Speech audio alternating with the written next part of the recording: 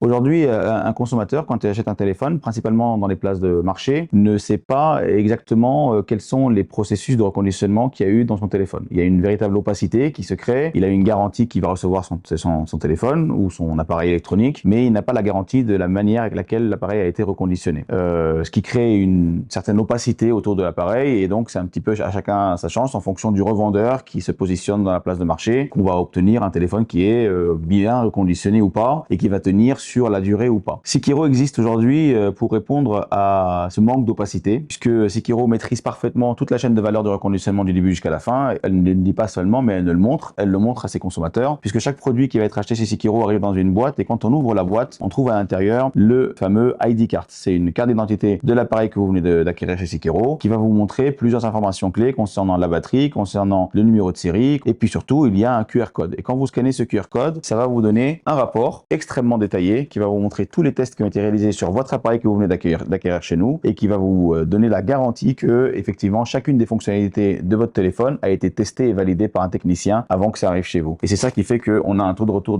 pour non-qualité qui est extrêmement faible et qui est très comparable aux appareils neufs sur le marché aujourd'hui.